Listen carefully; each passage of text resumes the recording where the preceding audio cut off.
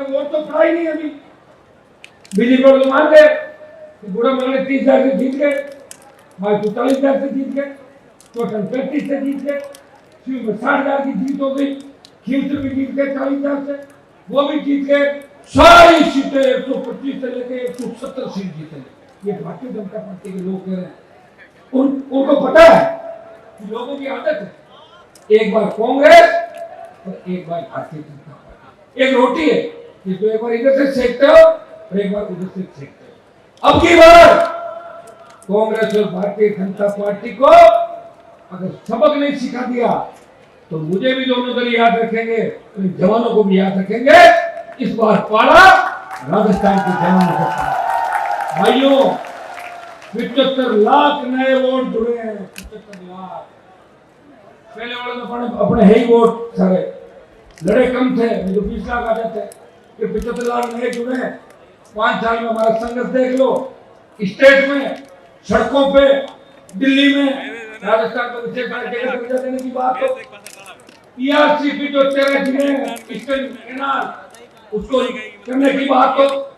जब देश का किसान तकलीफ में था, हरियाणा, पंजाब, दिल्ली के किसानों ने कहा हनुमान जी आप मेरे चार्ट को जान करो, आप किसान के बेटे हो।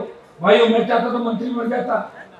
जब मेरे भाइयों को मैंने तकलीफ में देखा, मैंने कहा मेरे सत्ता छोड़ने से अगर किसानों की दिक्कत होती है तो ये छोटी सत्ता जाम किया और 70 दिन सड़क पर बैठ के देश के किसान के सम्मान को बढ़ाया। जब अपनी बताया लोग ये भी कहते हैं कांग्रेस बीजेपी के लोग तो जवानों को बिगाड़ रहा है। भाइयों बिगाड़ नहीं रहा हूँ, आपकी पैरवी कोई अगर कर रहा है तो नागौर का सांसद है, जब मोदी ने सेना को ठेके में दे दिया, कांग्रेस पार्टी नहीं बोली थी, लोकसभा से लेके सड़कों पे और जोधपुर में 2 लाख जवानों की रैली करके प्रधानमंत्री को चेतावनी दी कि सेना को ठेके पर नहीं देने देंगे, अग्निपथ को वापस लो, नहीं तो दिल्ली के उड़ा रहे हैं। ये काम कोई कर सकता है, ये आपका भाई कर सकता है। वो जज्बा और वो ताकत किसी के अंदर है, वो आपके आशीर्वाद से दी ताकत मेरे अंदर है। मेरे से पहले नेता बहुत बड़े बड़े थे, यहाँ के नेता कौन से तुम बड़े हो?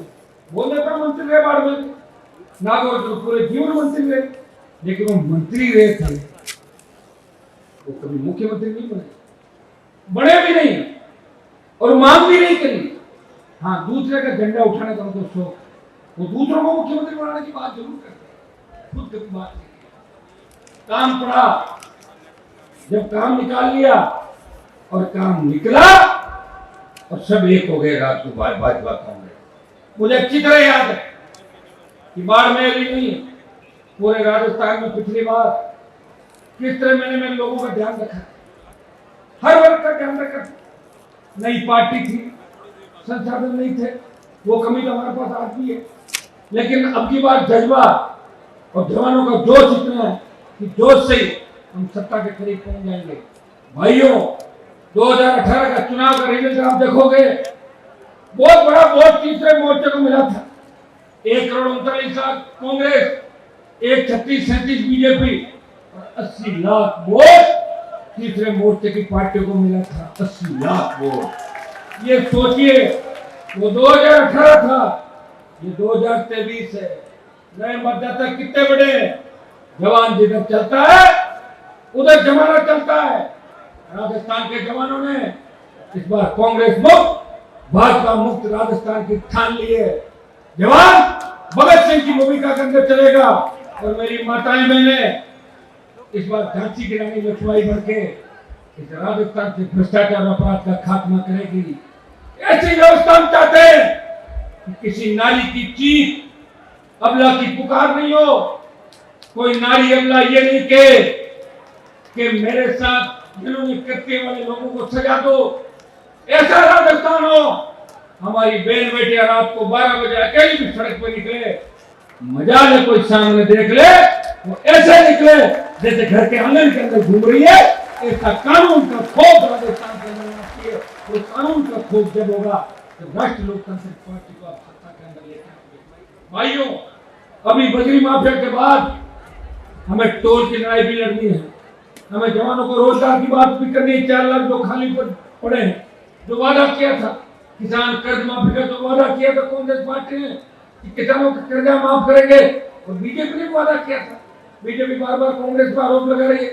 तो बीजेपी को मैं कहना चाहता हूँ कि कांग्रेस के स्टेट के अंदर और दिल्ली में मोदी जी है, आधा पैसा वो करते माफ, और आधा कांग्रेस और मिलकर करो ना, पूरा एक रह की 11 हो जाएंगे। बात करना,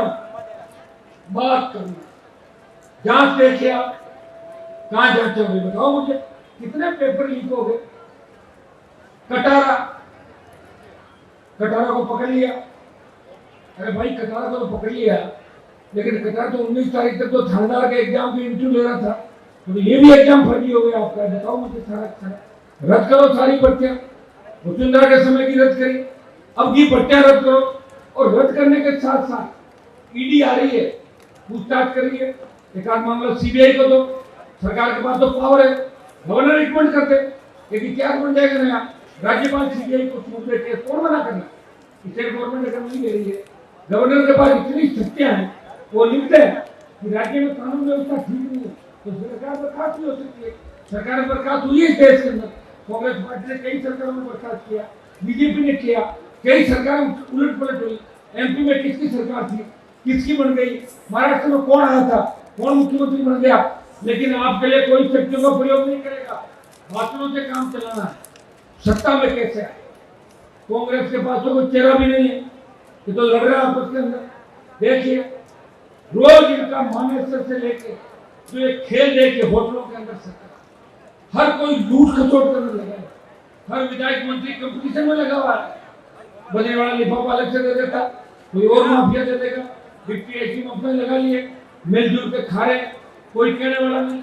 ऊपर मोदी जी का आशीर्वाद और नीचे गहलोत जी बैठे, मानगढ़ और दूसरी जगह प्रधानमंत्री के मैंने कार्यक्रम देखे, अशोक गहलोत को आधा घंटा अलग लेके बात करते हैं। क्या संदेश देना चाहते हो, कोई बताओ मुझे, क्या आपने अशोक गहलोत को आशीर्वाद दिया, क्या बीजेपी ने कांग्रेस पार्टी को आशीर्वाद दे दिया? नहीं करता, मुख्यमंत्री खुद ही ट्वीट करते हैं, अरे मुख्यमंत्री जी आपके पास तो पूरी ताकत है, ट्वीट क्यों करो, गिरफ्तार करो, और अगर गिरफ्तार नहीं कर सकते हो आरोप लगाना बंद कर दो, या तो आप झूठे हो और ये अगला झूठा। एक बात तो है, इसमें झूठ कौन है, मुख्यमंत्री को कभी किसी पर आरोप लगाने की आवश्यकता नहीं है। मैं विधानसभा के अंदर था, वसुंधरा ने मुझे कहा आप तो आपराधिक प्रवृत्ति के हो, मैंने कहा मैडम मैं आपराधिक प्रवृत्ति का हूँ, मुझे गिरफ्तार कर लो, और अगर आप मुझे गिरफ्तार नहीं कर सकती आप मेरे सीट पे आ जाओ, मुझे वहां भेज दो, अभी 1 मिनट में यही गिरफ्तार कर लेता हूँ। अभी बताओ मुख्यमंत्री आरोप करें, अरे आरोप में हम क्या करेंगे, कलम की ताकत हमारे पास नहीं है, हमें चाहिए कलम की ताकत, जनता की ताकत है। जन आंदोलन से हमने हमेशा सरकारों को झुकाया, दलितों पर अत्याचार की घटनाएं, चाहे बाड़मेर की, चाहे जालौर का इंद्र मेघवाल का प्रकरण हो, चाहे जितेंद्र मेघवाल का मामला हो, चाहे दूसरे खाजवाड़ा का मामला हो, एक समाज की बात नहीं करना, मनोहर राजपुरोहित का मामला हो, चाहे कमलेश प्रजापति का मामला हो, चाहे किसी राजपूत भाई पर संकट आया, दूसरी जाति में संकट आया, हनुमान बेनीवाल पहला नेता है जो सबसे पहले आवाज उठाता है, सर्व समाज को साथ लेके चलूंगा और सर्व समाज को साथ लेके ही सत्ता करेंगे। और भाइयों नहीं हो व्यक्ति जिसने लोकसभा के अंदर गठबंधन करा दिया था, जाए चुनाव वापिस, मैं तो नहीं बिगाड़ रहा हूँ, मैं तो किसी खिलाफ नहीं बोल रहा हूँ। अगर मैं किसी सामंत के खिलाफ बोलूं, किसी राजा के खिलाफ बोलूं, किसी जागीरदार या सामंती आदमी के खिलाफ बोलूं, तो समाज के खिलाफ थोड़ा ही बात। उस समय तो सामंतवाद सब जगह था, उस समय तो सारे समाजों के लोग क्या काम करते थे आप भी जानते हो, राजा लोग गिने चुने होंगे, राजाओं की खिलाफत पहले भी की थी, आगे भी करेंगे, और जो बदमाशी करेगा चाहे उसकी जाति कोई भी हो, बदमाश की जगह हनुमान बेनीवाल के यहाँ पे नहीं है। और ये दिमाग से निकाल लें कि हनुमान को कोई डरा देगा, अगर किसी के पेट में दर्द है तो टेबलेट ले ले, उससे पेट ठीक हो जाएगा। मैं डरने वाला व्यक्ति नहीं हूँ। और सबसे बड़ी बात, मैं सामाजिक सौहार्द बिगाड़ना नहीं चाहता राजस्थान, मैं हमेशा भाईचारा चाहता। आपको याद है मेरी गाड़ी पर अटैक किया था, भगवान की कृपा थी मेरे ऊपर, मैंने कभी आपको नहीं कहा कि किसी दूसरे की गाड़ी का शीशा फोड़ो, बोला क्या कभी, बोलूंगा भी नहीं। यही कहता हूँ, हम सबको मिलजुल के चलना। सारे समाज में सारे लोग एक जैसे नहीं होते और सारा समाज 100% साथ नहीं होता। मेरे खिलाफ मेरे समाज के लोग चुनाव लड़ेंगे, मेरे के अंदर 5-5, 7-7 लड़ते हैं, MP में लड़ते हैं, यहाँ भी लड़ते हैं, आगे भी लड़ते हैं। दूसरे समाजों के लोग भी अपने आमने सामने जहाँ जहाँ जिन समाजों की संख्या होती है वो समाज करते हैं। लेकिन उस बात को, हर बात को अपन जातिवाद से जोड़ के देखें। और आजकल का एक प्रचार का जरिया हो गया सोशल मीडिया, हल्की भाषा बोल लो और बाद में कमरे में जाके पेड़ पकड़ लो। ये धंधा कर लिया लोगों ने। पहले तो बकवास कर लो, पॉपुलरिटी मिल जाए, फिर रात को जाके पेड़ पकड़ लो, ये कह दो कि साहब रिकॉर्डिंग में गलती होगी, मैंने गोबर खा लिया। क्या करो बताओ, लोगों को माफ करना पड़ता है। क्या करो, माफ हो नहीं सकते। लोकतंत्र है, लोकतंत्र के अंदर ये तो बड़ा मजाक है। ओबीसी आरक्षण का मामला आप देखिए, आपके लोग जोर जोर से ओबीसी आरक्षण मिले कह रहे थे कि हमने कर दिया वो कर दिया। अरे जब ओबीसी को आरक्षण मिला था, ओबीसी में जाटों को, तब आप लोग कहाँ थे? तब तो 100 के लोग के साथ थे। तब तो आप ये कह रहे थे कि आरक्षण नहीं मिलना चाहिए। तब तो हनुमान बेनीवाल जैसे लोग थे जो प्रदेश के अंदर लड़ रहे थे कि जाट समाज को आरक्षण मिले, विश्व समाज को आरक्षण मिले, कायम खानी को मिले, दिल्ली में जाटों को, 9 प्रदेश के बचे हुए जाटों को मिले, विष्णु स्थित कायम खानी को दिल्ली में भी आरक्षण मिले। ये मामले उठाने वाले तो हम लोग ही। ओबीसी की विसंगति के नाम से 100-500,000 बच्चों को गुमराह करके क्या संदेश देना चाहते हो? और कहाँ परिपत्र रद्द हो गया? परिपत्र रद्द हुआ तो नहीं कि देखे सारी बच्चे किस तरह निकल गए। आपको खाली बातों से, जुमलों से, हाँ ये सही बात, 10-15 लोगों को तो रोजगार देना ही पड़ेगा, क्योंकि आदमी साथ भी चाहिए ना। नेताजी को 20-30 आदमियों की फौज भी चाहिए, वो अटैक करके फिर वो अगर उनको रोजगार नहीं तो पाड़ा बदल लेंगे। वो उन लोगों को जरूर ये काम करें, अपने परिवार का काम करें, अपने साथ जो बैठे उन 2-5-10-15 लोगों का काम करें। आपका काम कोई नहीं कर रहा है।